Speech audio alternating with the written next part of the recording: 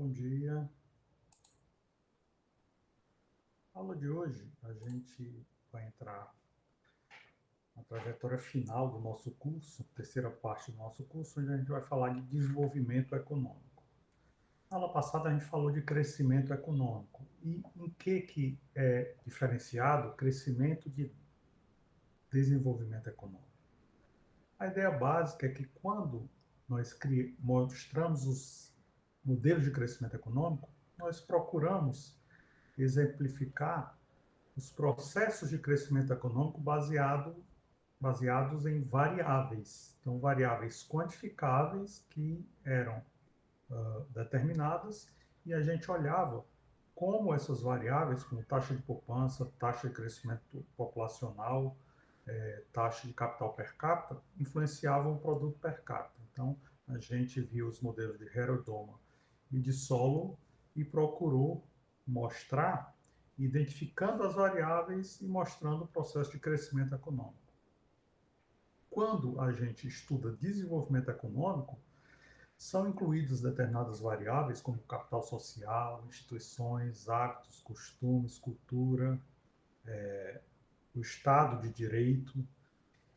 E essas variáveis são um pouco mais complicadas de se quantificar, mas essas variáveis são as que explicam o estado de pobreza de um país, o estado de riqueza, de crescimento ou estagnação, enfim, o processo de desenvolvimento econômico naquele país. Então, se a gente pega conceitos muito fluidos como democracia, economia de mercado, direitos e garantias individuais, esses três aspectos são essenciais para demonstrar o processo de desenvolvimento de um país ao longo de décadas ou de séculos, mas é muito difícil quantificar e determinar esses aspectos em variáveis quantitativas. Então, o processo de desenvolvimento econômico, o surgimento das instituições, o desenvolvimento dessas instituições é fundamental para o processo de desenvolvimento econômico, tanto para alavancar o desenvolvimento como para frear o desenvolvimento. E aí a gente fica numa situação onde agora a gente vai entrar numa área que é bem mais difícil de quantificar do que crescimento econômico. Um dos primeiros e principais autores dessa área de desenvolvimento econômico é um economista que nasceu na região, na época que ele nasceu era Império Austro-Húngaro, e ele nasceu numa família que imigrou para Viena, e aí ele foi educado e viveu a maior parte da vida na Áustria. Então, muitos consideram o Schumpeter um austríaco, apesar da região que ele nasceu atualmente não fazer parte da Áustria, mas fazia parte do Império Austro-Húngaro quando ele nasceu. E o Schumpeter se diferencia principalmente dos clássicos, porque os clássicos viam o ciclo econômico como sendo algo que gerava instabilidade e ia abalar o processo de crescimento econômico. Já Schumpeter pensava exatamente ao contrário.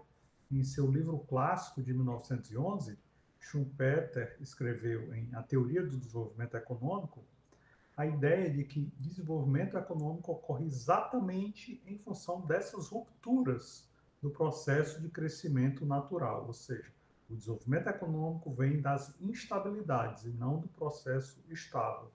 E existe um fator que gera essa ruptura. Essa ruptura é causada pelas inovações. Entretanto, o que são inovações? Para Schumpeter, inovações não são apenas invenções. Uma pessoa pode inventar um relógio, pode inventar um computador, um celular, pode inventar qualquer coisa, e as pessoas desejam comprar esse bem. Só que o fato de a pessoa inventar algo não significa que isso é uma inovação. Isso vai ser uma inovação se essa invenção for aceita e absorvida pelo mercado consumidor.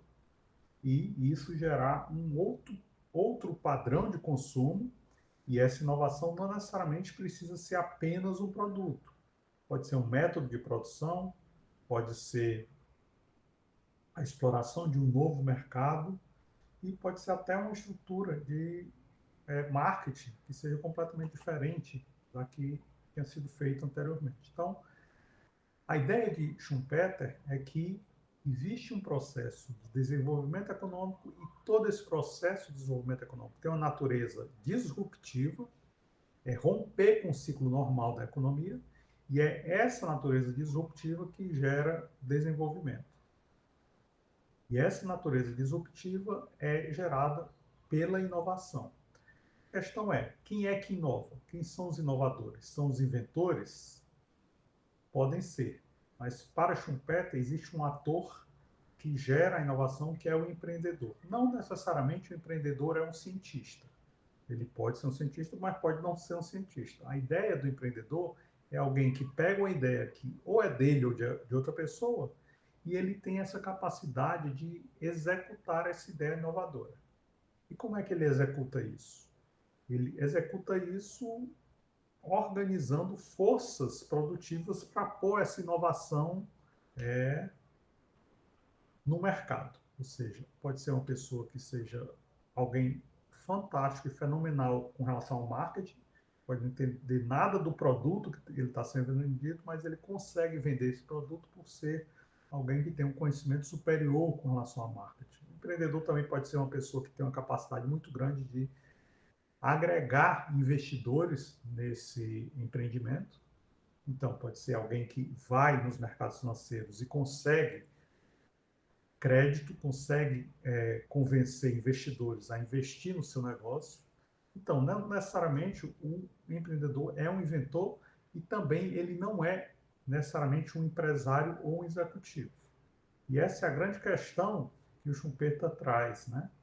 O Schumpeter diz o seguinte: o empreendedor ele pode gerar uma inovação, ele pode levar essa inovação, esse invento a se tornar uma inovação, e ele pode fazer com que esse invento seja espraiado por toda a sociedade.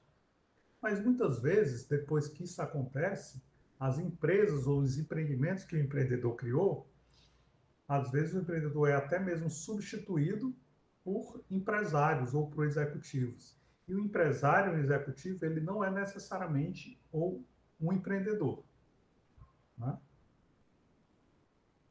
Qual é a diferença do empresário ou do executivo para o empreendedor? Talvez um caso clássico seja do Steve Jobs, que foi um dos fundadores da Apple na década de 70 e no final da década de 80 o conselho de administração da Apple resolveu se livrar do Steve Jobs. Ele passou uns 10 anos fora da Apple, até que a Apple na década de 90 estava às beiras da falência e as pessoas resolveram trazer de volta o Steve Jobs, que voltou a trabalhar na Apple e gerou um crescimento espetacular da Apple da década de 90 até agora. Por quê? Steve Jobs era um empreendedor. As pessoas que o substituíram na década de 80 eram executivos. Não eram pessoas que tinham um tipo de conhecimento, ou tinham ideias, ou tinham capacidade de inovar. Eram pessoas que tinham sido treinadas para administrar uma empresa.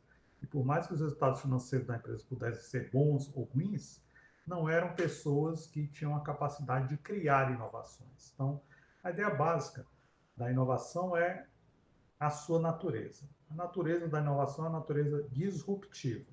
O que significa disruptiva? Significa que vai romper com o fluxo normal da economia, ela vai necessariamente criar instabilidades e tornar aquele setor, aquela área, completamente diferente do que já foi anteriormente.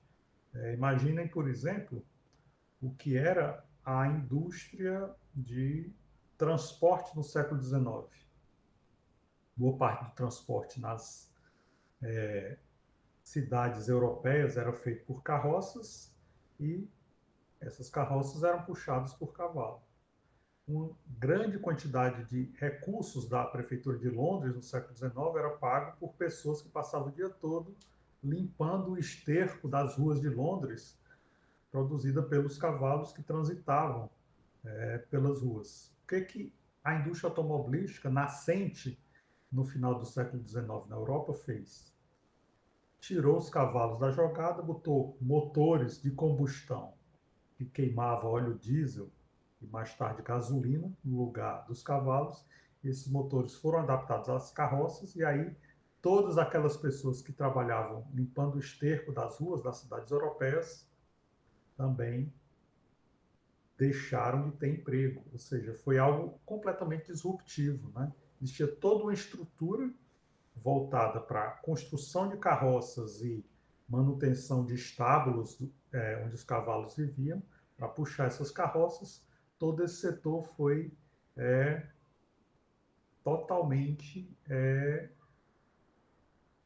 destruído pela invenção do automóvel.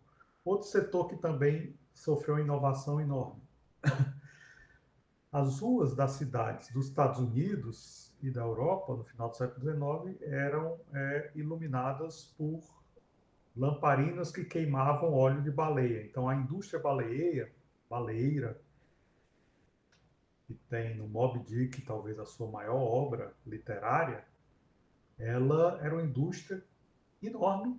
Barcos saíam da costa para caçar baleias e, quando caçavam baleias, recolhiam as baleias, geraram quase a extinção de baleias no século XX, em função dessa caça de baleias para utilizar o óleo das baleias para iluminar as cidades da Europa e dos Estados Unidos.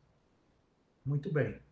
O que foi que aconteceu quando começaram as inovações com relação à energia elétrica? O que a eletricidade fez? A eletricidade modificou de forma extrema quando Tesla e Edison trabalharam e inventaram a lâmpada elétrica, que é atribuída a Thomas Edison, mas Nikola Tesla também trabalhou muito nessa área de eletricidade, né, e fez uma série de invenções ao lado, ou rivalizando com Thomas Edison. Foi o que aconteceu quando a lâmpada elétrica foi inventada. A lâmpada elétrica foi inventada, começou-se a criar um sistema de fios para levar a eletricidade aos postes das cidades e, com a eletricidade nos postes, toda a indústria baleeira foi à falência. Então, basicamente, o que é que essas inovações significam? Essas inovações significam descontinuidades, né? Ou seja, elas quebram o fluxo normal da economia e, obviamente, também a própria trajetória da inovação ela tende a ser descontínua. A gente pode esperar que todo ano seja inventada uma quantidade de coisas iguais à do ano anterior, às vezes pode ser maior, às vezes pode ser menor, né? Existe até um processo de descontinuidade das inovações. Quando há inovações, há instabilidade na economia. Quando há descontinuidade nas inovações, também há instabilidade na economia. Então, existem os aspectos técnicos de como os cientistas, como os experts vão inventar coisas, e também existe o aspecto prático, como essas invenções vão ou não se tornar inovações. Para Schumpeter, um aspecto central desse processo era o crédito. Como conseguir financiar essas inovações? Aí é que Schumpeter vê no empreendedor menos como função, tendo função de cientista ou de inventor, e mais como tendo função daquele ator que vai, junto ao sistema financeiro, conseguir crédito para financiar essa inovação. E o que acontece quando a empresa inova, consegue crédito e disponibiliza esse recurso para a sociedade? Obviamente, as primeiras empresas que começaram a eletrificar a cidade tiveram um lucro extraordinário, como também as primeiras empresas automobilísticas, quando elas começaram a vender os seus motores a combustão interna, as pessoas começaram a abandonar as carroças puxadas por cavalos e passaram a adotar motores a combustão interna. Quando essa inovação começa a se espalhar para a sociedade, os pioneiros dessa inovação vão ter lucros extraordinários. Por quê? Eles estarão exercendo monopólios, né? Ao exercer monopólios, o que é que eles vão fazer?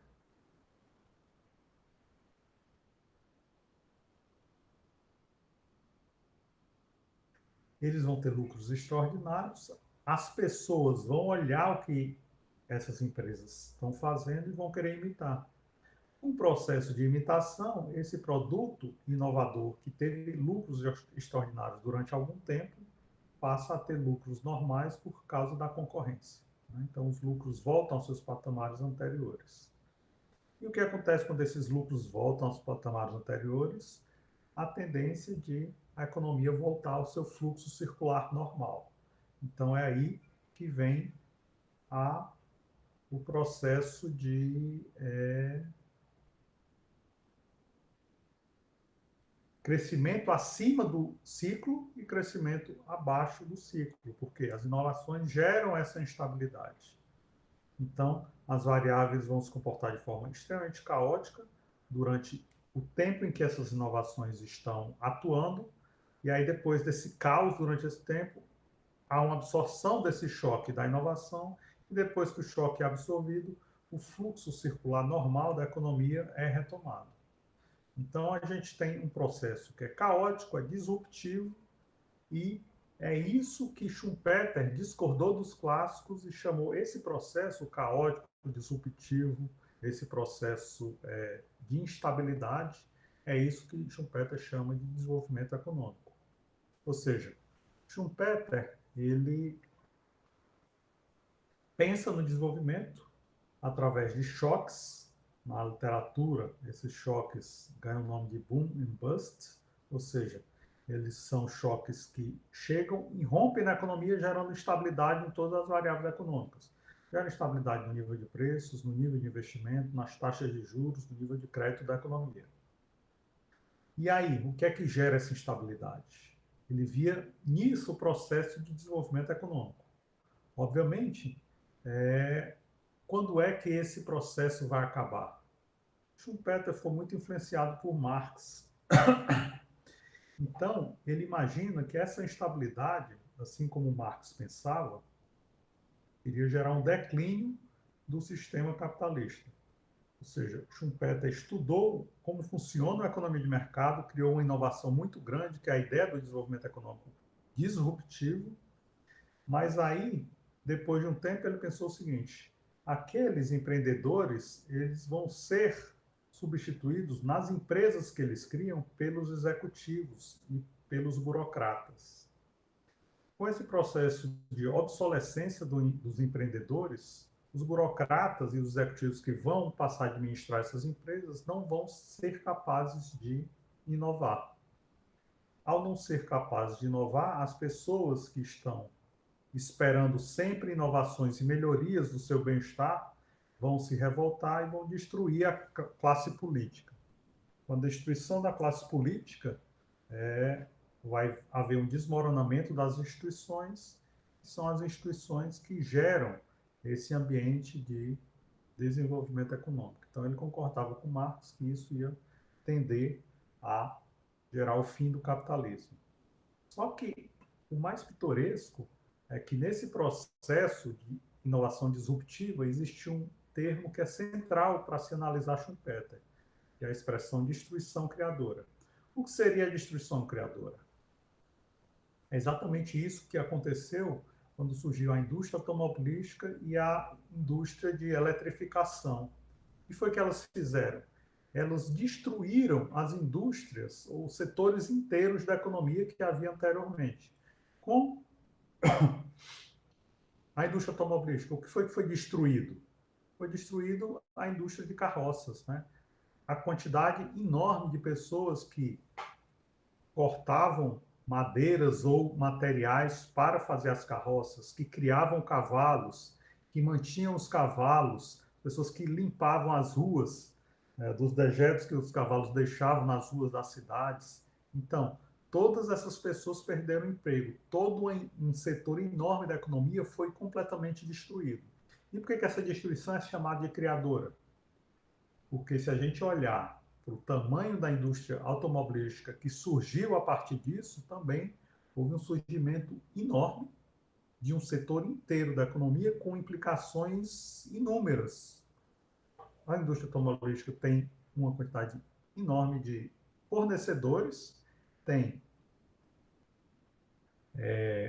fornecedores em várias outras áreas da economia e também tem uma quantidade enorme de consumidores. Pense em todas as lojas que vendem automóveis no mundo, todas as empresas de seguros de automóveis, pense em todas as empresas que fabricam peças para automóveis para pós-venda, ou seja, depois que as pessoas compram os automóveis, precisam manter os automóveis. Então, é uma indústria enorme, é um setor avassalador da economia. Então, o conceito de destruição criadora é um conceito que foi trazido para a economia, mas pode ser aplicado a qualquer área, né? O que acontece quando na química, na física, na biologia, a gente aplica a noção de destruição criadora? O que acontece quando a gente traz um, uma planta ou um animal de outra região do mundo para a nossa região? Essa planta ou esse animal passa a interagir com o sistema ecológico nativo e pode se tornar um grande predador desse sistema ecológico, né? As pragas muitas vezes surgem exatamente disso. Um inseto que é trazido de um lugar para outro, ele passa a se reproduzir nesse novo habitat e acaba devastando toda a agricultura, passa a não ter predadores e, portanto, passa ele a se reproduzir de forma avassaladora. Então, essa é uma destruição criadora, né? Muitas das plantas que nós temos aqui no Brasil, como a mangueira, não são nativas do Brasil, né? São nativas da Índia, de outras regiões do mundo, que foram trazidas para cá e se reproduziram. Então, essas plantas, esses animais, estão numa luta por alimentos. Eles às vezes entram num outro ecossistema, destroem esse outro ecossistema, ou eles mesmos não conseguem se adaptar a esse outro ecossistema e acabam morrendo. Então, assim, está havendo destruição, mas também está havendo criação ao mesmo tempo, uma coisa substituindo a outra. E a química, a física, a biologia são cheios desses aspectos de destruição criadora, e o Schumpeter trouxe isso também para a economia. E o que é que gera essa destruição criadora na economia? Exatamente a inovação, né? Os novos produtos, os novos processos destroem tudo aquilo que já havia antes e gera coisas novas. Nessa destruição, há falências de empresas, há desemprego em massa. Só que, por outro lado, a destruição criadora gera um ambiente completamente novo. Imagine um mundo sem computadores. Um mundo sem computadores, a gente teria que ficar em casa durante uma pandemia sem fazer nada, né? Todo mundo em casa sem conseguir fazer praticamente nada. O impacto da pandemia seria muito maior. Com computadores, a gente continua, em alguns setores, como o setor de educação, dando aulas, os alunos continuam assistindo aulas, os professores continuam dando aulas. O setor de alimentação, as pessoas não vão aos restaurantes, mas pedem comida dos restaurantes por aplicativos. Então, gera uma outra possibilidade, um mundo enorme de possibilidades novas, gerando emprego, gerando prosperidade e gerando setores completamente novos na economia, né? Schumpeter escreveu Teoria do Desenvolvimento Econômico em 1911. Nós estamos um século depois, já dá para fazer um bom diagnóstico do que Schumpeter acertou e do que Schumpeter errou há 100 anos, mais de 100 anos atrás, 110 anos atrás. O que Schumpeter acertou? O conceito de instituição criadora, o conceito de empreendedor, a importância do crédito para o empreendedor e a inovação como fator central do processo de desenvolvimento econômico. Isso certamente foram acertos fantásticos e a teoria econômica deve muito a Schumpeter por ter trazido todos esses aspectos para a gente entender melhor como funciona o desenvolvimento econômico. O que foi que Schumpeter errou? Ele errou exatamente na robustez e sofisticação do seu modelo para explicar por que o capitalismo não seria substituído pelo socialismo. Ou seja, ele achava que essa instabilidade toda trazida pelo processo de desenvolvimento econômico ia gerar crises políticas e institucionais, ia fazer com que a sociedade fosse devastada por essas crises institucionais e isso iria trazer um sistema autoritário ao poder e esse sistema autoritário ia implantar o socialismo. Ou seja, as sociedades capitalistas iam deixar de existir, todas as sociedades seriam é, substituídas por uma economia planificada, onde o Estado seria o dono de tudo. A previsão catastrófica que Marx fez, né? O sistema capitalista ia entrar em decadência e iria ser substituído pelo socialismo. O que a gente vê 170 anos depois de o Manifesto Comunista de Karl Marx e 110 anos depois de Teoria do Desenvolvimento Econômico de Schumpeter? É que as previsões dos dois eram muito negativistas e talvez uma falta de sofisticação do próprio Schumpeter de ver o quão rico foi o sistema que ele próprio criou. Ou seja, o sistema de distribuição criadora foi capaz de gerar as economias mais sofisticadas do mundo, que são as economias capitalistas desenvolvidas, né? Que acontece em países como Estados Unidos, Canadá, Suécia, Noruega, Dinamarca, Holanda, Bélgica, Inglaterra, Escócia, Irlanda, Austrália, Nova Zelândia. O que acontece nesses países? Esses países foram capazes de criar e desenvolver instituições muito resilientes, muito capazes de absorver choques negativos e de conseguir catapultar choques positivos. Então, as inovações previstas por Schumpeter em A Teoria do Desenvolvimento Econômico gerou uma prosperidade imensa nesses países e fez com que as democracias desses países ficassem cada vez mais sólidas. Então, esse processo de desenvolvimento econômico fez exatamente o contrário que ele previa e que Marx previu, né? Previu, que era a destruição do capitalismo e substituição pelo socialismo. Ocorreu nesse período de tempo, de 110 anos de teoria do desenvolvimento para cá, exatamente o contrário do que os dois previram. Surgiram economias socialistas e essas economias socialistas foi que deixaram de existir. Mais notadamente, a União Soviética, que surgiu em 1917 e acabou em 1991. O Muro de Berlim, que foi construído em 1961 e caiu em 1989. Ou seja, as construções socialistas desmoronaram, fazendo com que as previsões de Marx e Schumpeter se mostrassem erradas, né? Portanto, Schumpeter foi um grande autor de desenvolvimento econômico. Talvez o grande erro dele foi não ter acreditado com tanto vigor no modelo que ele próprio criou. Não acreditar no poder da destruição criadora e do empreendedorismo, capacidade do empreendedor criar inovações. Outros autores investigaram essa questão do desenvolvimento econômico, e entre eles estão alguns, como o Nurkse, que investigou o processo contrário, né? A ausência de desenvolvimento. Por que alguns países não se desenvolvem? Por que alguns países são pobres e não conseguem deixar de ser pobres? Então, Nurkse, ele criou o conceito de ciclo vicioso da pobreza. E a ideia, retomando um pouco as noções dos modelos de crescimento econômico, é que o Nurkse perguntou o seguinte: por que países que são pobres começam a acumular estoque de capital, eles não conseguem criar uma trajetória de crescimento desse estoque de capital? Eles tendem a aumentar um pouquinho o estoque de capital, mas continuam com o estoque de capital muito baixo. Então, a ideia do Nurkse é o quê? Países pobres são aqueles que têm baixo estoque de capital e de trabalho. E como é que eles deixam de ser pobres e passam a ser ricos? Como é que se dá o processo de desenvolvimento econômico, onde eles aumentam o estoque de capital e o estoque de trabalho? A ideia básica do Nurkse é o seguinte: quando eles olham o processo quando o Nurkse olha o processo de desenvolvimento de alguns países, eles veem alguns países tinham um estoque de capital e trabalho muito baixo e o processo de investimento fez com que esses países, aos poucos, começassem a aumentar o estoque de capital e o estoque de trabalho. E isso era feito porque quanto mais esses países investiam em capital e trabalho, maior era o retorno que havia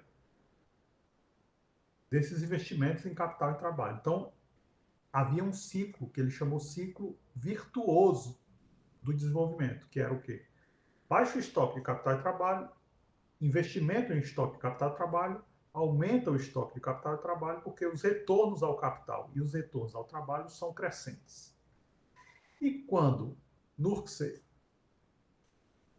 investiga isso, ele descobre o seguinte: mas há alguns países que tentam investir em capital e trabalho, mas não têm retornos a capital e trabalho. E ele chamou isso de ciclo vicioso da pobreza. E tentou pensar por quê. E aí pensou sempre da forma como os economistas pensam, pelos dois lados, né? Pelo lado da demanda e pelo lado da oferta. Pelo lado da demanda, qual é o grande problema que faz com que não haja retornos crescentes ao capital? E aí ele diz: há um estoque de capital inicial baixo, mas não há investimento em capital porque o retorno a esse capital é muito limitado. Por que, que o retorno vai ser limitado? Porque essa sociedade tem uma estrutura que faz com que os estímulos ao investimento em estoque de capital seja baixo. Imagine uma sociedade que não tem direitos de propriedade. Se eu, então, compro terras e passo a plantar, na hora que eu vou colher, as outras pessoas vêm, colhem antes de mim, roubam tudo que é meu e vendem e ficam com essa receita e eu fico com prejuízo. O que acontece se eu toda vez compro cada vez mais terras, planto cada vez mais e as outras pessoas colhem e eu não colho nada? O meu empreendimento vai quebrar, né? Então, existe um desestímulo a investir. Como as pessoas veem que outras pessoas vão investir e elas podem pegar esse investimento e tomar para si, o que acontece? Há um enorme desestímulo ao investimento e há um enorme estímulo a um comportamento predador, né? Que é roubar o investimento dos outros. Então, pelo lado da demanda, o NURCS investiga e chega a essa conclusão. Sociedades pobres são sociedades que não têm estruturas legais ou estruturas formais e nem mesmo informais de estímulo ao investimento em estoque de capital. Então as pessoas não investem em estoque de capital, por quê? Porque nessas sociedades não há estímulo a esse investimento, muito pelo contrário, muitas vezes há estímulos ao desinvestimento em capital. Isso ocorre pelo lado da demanda. E pelo lado da oferta? Pelo lado da oferta, uma população pobre possui uma capacidade muito limitada de poupar. Se essa população tem uma capacidade limitada de poupar, como é que essa população vai investir tendo uma poupança tão baixa? As pessoas, quando têm uma renda, pegam toda a renda para consumir. Não poupam nada, não havendo poupança, não haverá recursos para financiar o investimento. Não havendo recursos para financiar o investimento, não haverá investimento. O investimento vai ser muito baixo. Então, há dois aspectos que geram o ciclo vicioso da pobreza. Pelo lado da demanda, as pessoas não vão investir porque não há retorno ao investimento em estoque de capital. Pelo lado da oferta, as pessoas não vão investir porque não há poupança para financiar esse investimento. Então, Nurse achava que qual era o grande problema? Por que há esses dois aspectos? Esses dois aspectos ocorrem porque os países pobres quase sempre são exportadores de matéria-prima e produtos agrícolas. E aí ele achava que o pagamento por essas exportações era muito baixo. E esses países eram importadores de produtos industrializados e quando iam comprar esses produtos industrializados no mercado internacional, os preços desses produtos eram muito altos. Em economia, a gente chama isso de termos de troca. O que são termos de troca? É o preço dos produtos que se exportam dividido pelos preços dos produtos que são importados. Então, os termos de troca, de acordo com o NURCS, eram desfavoráveis aos países pobres. Ou seja, o preço dos bens agrícolas e matéria-prima crescia menos do que o preço dos bens importados. Com isso, os países precisavam, cada ano atrás, um ano depois do outro, cada vez mais precisavam exportar quantidades maiores de bens agrícolas e matérias-primas para conseguir comprar a mesma quantidade de bens industrializados. Então, ao achar que isso acontecia, Nurse recomendou o seguinte: vamos então fazer um processo de industrialização dos países pobres. Países pobres devem se industrializar, porque aí eles não vão mais precisar importar bens industrializados e podem até se tornar exportadores desses bens. Então, Nurse havia duas possibilidades de vencer esse ciclo vicioso da pobreza. Primeiro, países pobres se industrializando e consumindo bens industriais que eles mesmos produziam. Então, eles iam deixar de importar bens industrializados. E o segundo, eles poderiam vender bens industrializados aos países ricos. Então, isso iria não só impedir que houvesse uma saída de recursos do país para o exterior, como ia gerar um fluxo de entrada de recursos do exterior para o país. Só que, ao analisar os países pobres, o Nurse pensava, esses dois movimentos não conseguem ocorrer espontaneamente. A economia não evolui espontaneamente de um país, sendo pobre, exportador de matérias-primas e produtos agrícolas, para se tornar um país rico, exportador de bens industrializados. Então, como Nurse não via isso como ocorrendo espontaneamente, ele via no Estado como tendo um papel central em fazer esse processo de coordenação para que o país se industrializasse. Bem, nesse processo de industrialização, veio, algum tempo depois, Arthur Lewis, que acabou ganhando o Prêmio Nobel de Economia, em 1979. E Lewis, ele tentou criar um modelo econômico pegando as ideias do Nurse, baseado em dois setores. A economia tem dois setores, um setor agrícola e um setor urbano. O setor agrícola é rural, claro, tudo que é produzido em termos de matérias-primas e bens agrícolas é produzido no campo, e o setor urbano é industrial. Então, nesse modelo, a gente tem um modelo dual, onde o setor rural produz bens agrícolas e há um excesso de mão de obra no campo. E, tendo excesso de mão de obra, a quantidade de capital existente, a relação capital-trabalho no campo, é uma relação muito baixa, ou seja, muito trabalho para pouco capital. Já na cidade, ao contrário. A indústria está instalada na cidade, a relação capital-trabalho na cidade é muito alta. Então, a gente tem excesso de capital por trabalho na cidade, excesso de mão de obra por capital no campo. Então, o que o Lewis pensou em termos desse modelo? Ele pensou que haveria uma migração natural, ou seja, a mão de obra em excesso no campo migraria para a cidade, o que é conhecido na literatura como o êxodo rural. E basicamente por quê? Porque, havendo estoque de capital com relação a trabalho em excesso na cidade e estoque de capital com relação ao trabalho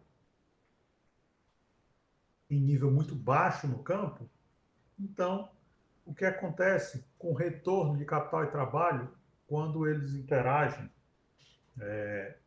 com relação à fração? A fração do estoque de capital com relação a trabalho vai gerar um retorno marginal para o trabalho muito alto na cidade e muito baixo no campo. Então, o retorno marginal do trabalho no campo é praticamente zero e o retorno marginal do trabalho na cidade é muito alto. Abundância de mão de obra no campo, falta de mão de obra na cidade. Então, como o retorno marginal ao trabalho na cidade é muito alta, o setor urbano ele vai cada vez mais contratar mão de obra. Como a indústria urbana ela é lucrativa, esse lucro vai ser reinvestido, aumentando o estoque de capital. Com o estoque de capital crescendo cada vez mais, esse estoque de capital crescente vai absorver toda a mão de obra que migrar do campo para a cidade. Então, basicamente, eu tenho o quê? Eu tenho aqui esse D1 é a quantidade de o retorno da mão de obra. Aqui eu tenho o salário, que é fixo, WU. E aí o que acontece? Eu tenho essa quantidade de mão de obra empregada. Só que Essa quantidade de mão de obra empregada se dá porque o retorno do capital na cidade é esse aqui. Então, as pessoas vêm do campo para a cidade, se empregam no nível Q1, mas aí o retorno da mão de obra aumenta de D1 para D2 porque a gente tem um aumento do investimento em estoque de capital. Então, a mão de obra fica mais eficiente, migra-se cada vez mais do campo para a cidade. Então, a quantidade de pessoas deixa de ser Q1, trabalhando na cidade, e passa a ser Q2. Quando aumentar de novo o estoque de capital, para D3, haverá um aumento para cá da quantidade de mão de obra que vem do campo para a cidade e assim perenemente, né?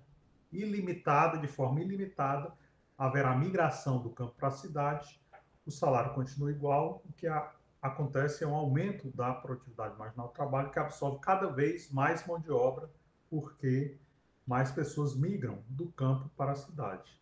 Por quê? O setor urbano vai possuir uma demanda crescente por trabalho. O que é essa demanda crescente? Está aqui, D1, D2, D3, crescendo cada vez mais a demanda por trabalho.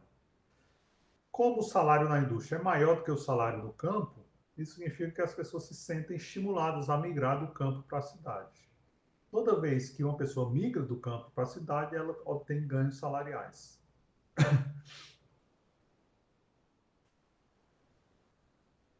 Qual é a consequência desse êxodo rural? Os capitalistas que têm estoque de capital vão ver seus lucros aumentar muito mais. Quem aluga capital vai ver sua renda de aluguel aumentar. Quem empresta recursos vai ver seus juros aumentarem também. Então, os trabalhadores que migram do campo para a cidade também vão ver o seu salário aumentar, já que o salário da cidade é maior do que o salário do campo. Enquanto houver migração de mão de obra do campo para a cidade, haverá aumento da massa salarial. Com isso, esse processo parece ser infinito, né? O retorno do capital vai ser crescente, a produtividade marginal do trabalho também vai ser crescente, porque sempre haverá pessoas migrando do campo para a cidade, e o emprego e a massa salarial total sempre vai ser crescente. E quando é que acaba? Acaba algum dia isso?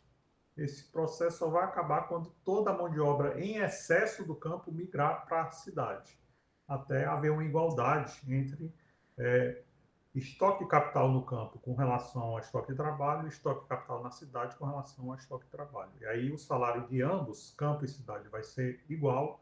Quando isso ocorrer, haverá igualdade salarial e não haverá mais excesso de investimento em capital na cidade com relação ao campo. Ou seja, o investimento tanto no campo quanto na cidade vai se igualar. É interessante notar que o Nurse parecia ter uma visão extremamente negativa, enquanto que o Lewis pareceu ter uma visão bastante positiva do processo de desenvolvimento econômico. Né? O Nurse via problema do ciclo vicioso da pobreza e o Lewis via a solução, um sistema dual. Até, para acabar a aula de hoje, surgiu o Theodor Schultz, que em 1979, junto com o Lewis, ganhou o Prêmio Nobel de Economia. Também ganhou o Prêmio Nobel nessa área de desenvolvimento econômico, Schultz e Lewis. E o Schultz, ele pensou o seguinte, a gente pensa em capital como sendo capital físico, máquinas e equipamentos. E a gente pensa em trabalho como sendo a força de trabalho dos trabalhadores. E o Schultz ganhou o Prêmio Nobel por causa dessa inovação em pensar em capital, pensar em seres humanos também como capital. Assim como as empresas investiam em capital físico, ou seja, compravam máquinas e equipamentos para aumentar o retorno ao seu investimento capital, o Schultz pensou: será que nós, como seres humanos, ao estudarmos português, matemática, inglês, ao estudarmos computação, aprender a fazer programação, ao estudarmos a literatura de vários setores diferentes, será que a gente não está fazendo a mesma coisa por nós mesmos que as empresas fazem com máquinas e equipamentos, ou seja, investindo em capital? Quando ele pensou nisso, ele criou o conceito de capital humano. Ou seja, quando as pessoas investem em educação, quando as pessoas investem em experiência, em anos de trabalho, em treinamento, em saúde, e mesmo quando as pessoas migram do local que tem poucas possibilidades para um local onde há muitas possibilidades, o que é que o ser humano está fazendo? Ao fazer tudo isso, o ser humano está aumentando o retorno com relação ao seu capital. Todos nós trazemos dentro de nós mesmos capital, e nós temos como investir nesse capital, e nós temos como obter retorno com relação ao investimento nesse capital. E tudo isso possui valor econômico. Então, a ideia do Schultz é basicamente o seguinte: há três questões de crescimento econômico que podem ser respondidas por sua teoria do capital humano. Primeiro, a relação capital-renda, como é que ela se mostrava ao longo do tempo? Quando se pega os modelos Herodoma e o modelo de Solow, se via uma trajetória de relação capital-renda que era prevista pelos modelos, só que quando pegava os dados da realidade, o Schultz dizia, olha, essa trajetória de capital sobre o produto não é compatível com o que os modelos previam. Na realidade, havia alguma coisa que explicava o crescimento econômico que não estava nos modelos de crescimento econômico. E aí ele dizia, o que será que era isso? Ele chamou isso de capital humano.